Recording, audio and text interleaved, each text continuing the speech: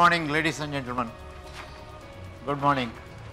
I think we are being a little unfair to each other, pushing everyone into this room without having adequate tea break. I think we deserved a little longer tea break. I will slowly pick up. I will not straight get into this because there are still some people who probably are having tea outside. I'll give you a kind of a brief overview of what I'm going to be talking and then get into the details of the session. Herconomics is a very simple word.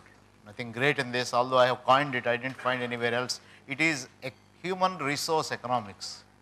Her is taken from human resource and economics, like the free economics and things of that kind. It is to represent, I think, the modern kind of a thinking which requires the HR people to be business driven, not only business driven, I think HR people to be businessmen, business people. That is what we are going to be talking about. That is how I coined this particular term. And what I am going to be presenting today in the form of a workshop is going to soon come out as a book with the same title.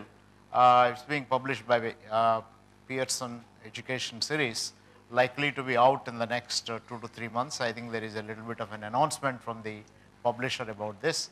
Earlier, a raw version of this was already put into the market by Oxford and IBH. If by chance, if any of you happen to read this, it more or less remains the same, except that I think it has probably little better editing and more examples and more focused kind of thing, and the focus very rightly is on talent management.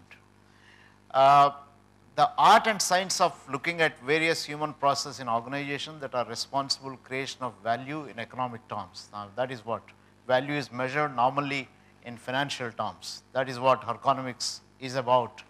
I think at the end of the morning session, it's supposed to be a workshop. I would want you to do a little bit of work.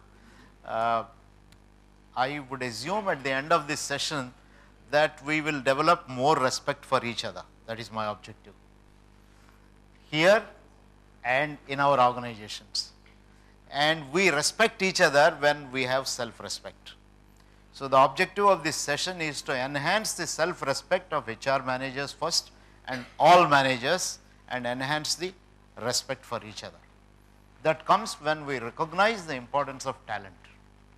And we talk quite a bit about talent, but I strongly believe, as I kept on thinking about talent, I think we have two resources. Talent is definitely a resource, God-given resource.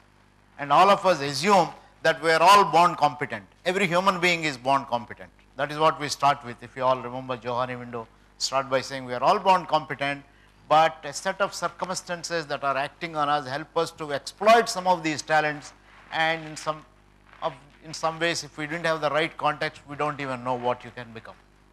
That is what we talk of. So talent is there, but we learn to exploit only a bit of it. But there is another thing which organizations have forgotten or have not paid attention to in our country, and that is the time.